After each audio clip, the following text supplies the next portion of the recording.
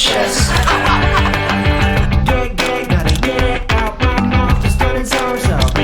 Fala galerinha, beleza? Dando continuidade na nossa sequência de conteúdos, estamos finalizando, hein? Vamos falar sobre números complexos, dar uma revisada bacana sobre números complexos.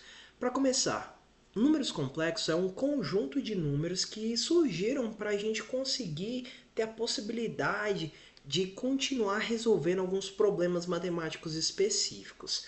De onde que eles vêm? Bora começar pegando lá do começo.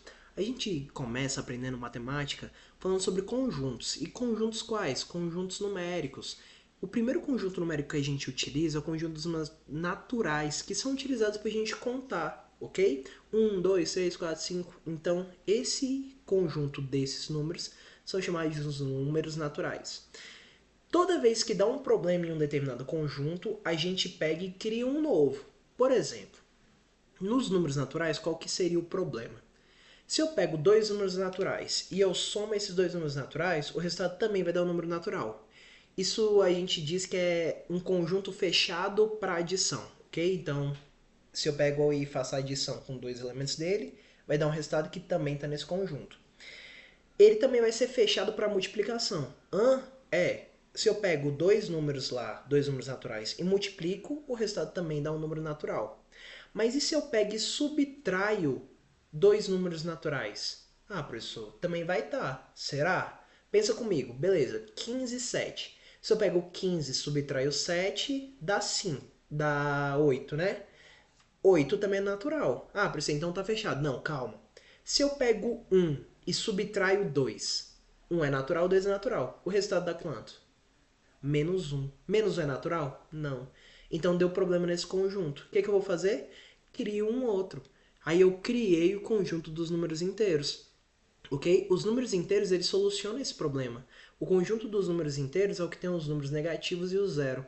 Se eu pego dois números inteiros e somo, vai dar um número inteiro. Se eu pego dois números inteiros e multiplico, vai dar um número inteiro. Se eu pego dois números inteiros e subtraio, também vai dar um inteiro. Resolveu o problema dos naturais. Mas e se eu pego dois números inteiros e divido? O resultado também vai dar um inteiro? Nem sempre. Por exemplo, se eu pego o 3 e o 5. O 3 é inteiro, o 5 é inteiro. Se eu pego o 3 e divido por 5, o resultado não vai dar um número inteiro. Então eu crio um outro conjunto. Que conjunto? O dos racionais. Fechou? Então aqui é o conjunto dos números racionais, que são o conjunto dos números que podem ser escritos como fração. Fechou? Show de bola. Por exemplo, essa fração aqui é um número inteiro. 1,25 eu consigo transformar para uma fração, ok? Para uma fração que tem numerador e denominador inteiro, né? Outro detalhe, dízimas periódicas. Tem como a gente escrever na forma de fração, aquela fração geratriz que a gente chama, ok? Galera, toma cuidado. O conjunto dos números racionais é o conjunto de todos os números possíveis? Não. Porque o conjunto dos números racionais ele não contempla dízimas não periódicas. O que são dízimas não periódicas? Tipo o π. O π é uma dízima que não é periódica. Dízimas que não são periódicas não tem como a gente escrever na forma de uma fração com números inteiros, ok? Então, por isso que a gente criou um outro conjunto, ok? O conjunto dos números irracionais. De boa? Massa. Quando eu junto os irracionais com os racionais, eu formo o conjunto dos números reais, que é esse cara aqui. Beleza? Show de bola. E aonde está o problema dos números reais? O problema dos números reais está no seguinte caso. Quando eu pego uma equação do segundo grau, que ela é bem assim. X ao quadrado mais 4 é igual a zero. Eu vou fazer primeiro outro caso. X ao quadrado menos 4 é igual a zero. Esse segundo caso, se eu fosse resolver, o que eu faria?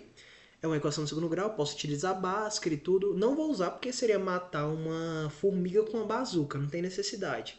Vou fazer do jeito mais simples. Vou pegar, passar o 4 para o outro lado. Ele vai passar positivo. E aqui esse 2 está ao quadrado, vou passar para o lado como uma raiz. Como é uma equação de segundo grau, tem que passar mais ou menos a raiz, né? Então vai ficar mais ou menos a raiz do 4. Ok? Deixa eu arrumar esse 4. Raiz de 4. A raiz de 4 a gente sabe que dá 2. Então a resposta que seria 2. E aqui, menos 2. Lindo demais. Deu para resolver, achamos as duas soluções. Se eu pego 2 e coloco no lugar do x, vai dar certo, vai dar uma sentença verdadeira. Se eu pego menos 2 e coloco no lugar do x, também dá uma sentença verdadeira, vai aqui dar 0. O detalhe é, e se eu tivesse nesse primeiro caso, o que aconteceria?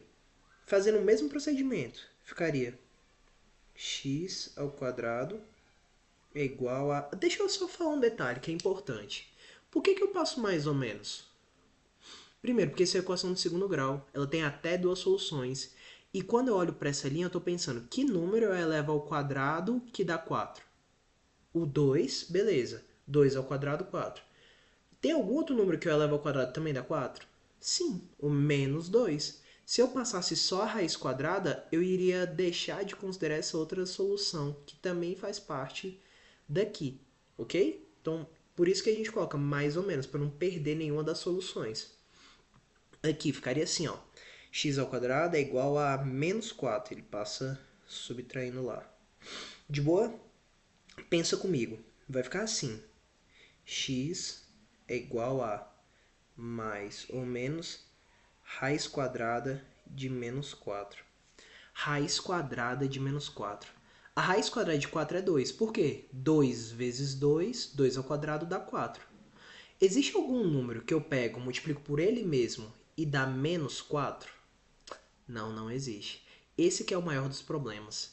Fechou? Não existe raiz quadrada de número negativo nos números reais. Ok? Então, esse que é o problema do conjunto dos números reais. Não tem raiz quadrada para número negativo. Ok? Aí o que a gente faz? Quando dá problema em um conjunto, a gente cria outro. Beleza? O que a gente vai fazer? Para solucionar esse problema e conseguir continuar resolvendo situações como essa, a gente faz o seguinte. A gente assume uma unidade imaginária. A gente adota que i ao quadrado é igual a menos 1. Ok? Por quê, prof? Por causa do seguinte. Quando eu digo que i ao quadrado é igual a menos 1, eu consigo continuar resolvendo situações como essa. Como, prof? Assim. Eu vou adotar, para calcular a raiz de menos 4, o seguinte, que menos 4 é a mesma coisa que 4 vezes menos 1. E 4 vezes menos 1, como a gente vai adotar aqui esse número imaginário aqui ao quadrado é menos 1, então onde aparece menos 1 eu posso colocar i ao quadrado. Então ficaria raiz de 4 vezes menos 1, que é i ao quadrado. Perfeito! Por quê? Porque agora raiz da multiplicação vai ser a multiplicação das raízes. Raiz de 4 vezes raiz de i ao quadrado. Que raiz de 4 é 2, raiz de i ao quadrado, cancela, cancela, fica i. Então aparece esse 2i, ok? Então a raiz quadrada de menos 4, quando a gente pensa nos números complexos, ela vai ter uma resposta. Então a raiz de 4 negativo vai ser 2i. E aí essa solução, aí essa equação ela vai possuir raiz. Quais raízes? Mais ou menos 2i. Ok? Eu vou ter essas duas possibilidades. 2i e menos 2i. Quando eu substituir esses dois caras aqui nesse lugar de x, vai dar uma sentença verdadeira. Do mesmo jeito que se eu substituísse o 2 aqui, daria a sentença verdadeira. Se eu substituísse o menos 2, também daria. Então isso daqui é o que a gente chama de unidade imaginária. Essa unidade imaginária vai utilizar a gente a conseguir entender a lógica dos números complexos, ok? Que ajuda a gente a resolver situações como essa. Então o princípio básico dos números complexos é esse, que i ao quadrado vai ser igual a menos 1. E qual que é o formato de um número complexo? O número complexo, a gente geralmente denota por z.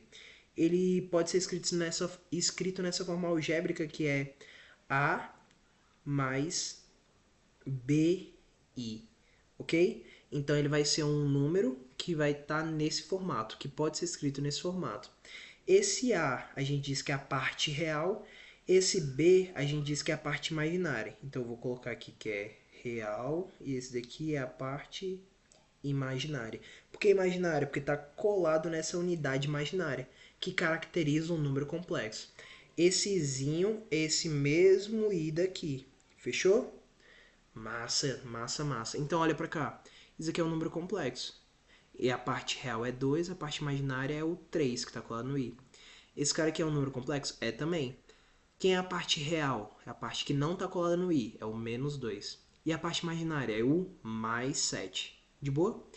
Esse número aqui também é um número complexo, só que a parte real dele não está aparecendo, então é 0.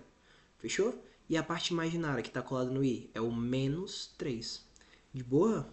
Show de bola.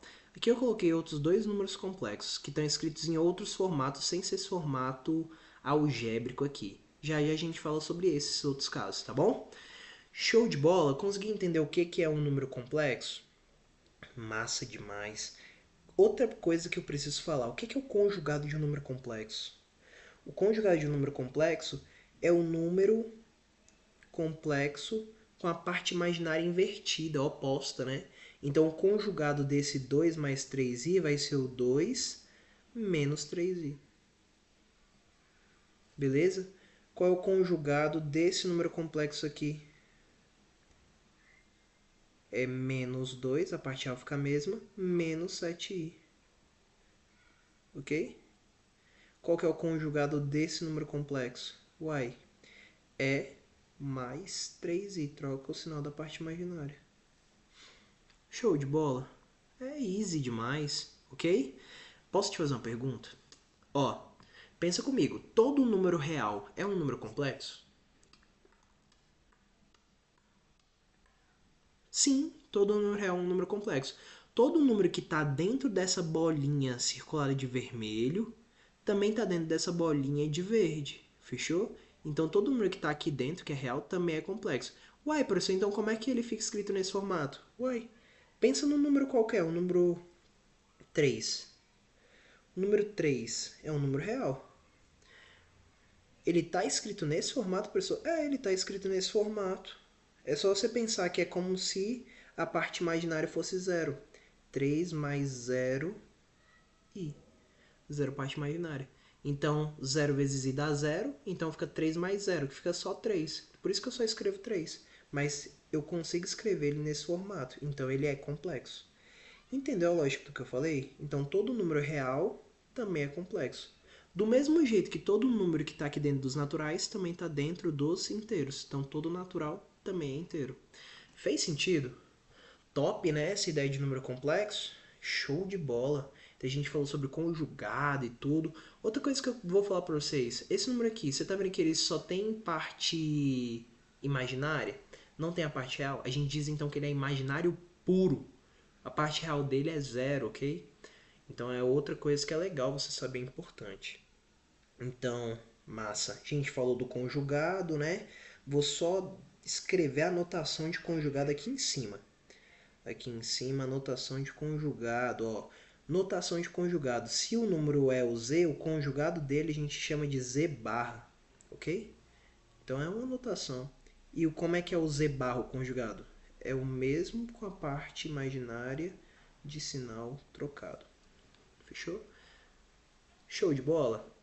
Então, ó, deixa eu ver quanto tempo deu. Eu vou fechar essa aula aqui, mas não para, fechou? Não para. Já bora para a próxima aula, só levanta, dá uma espreguiçada. E ó, bebe uma água, respira e bora para a próxima, fechou?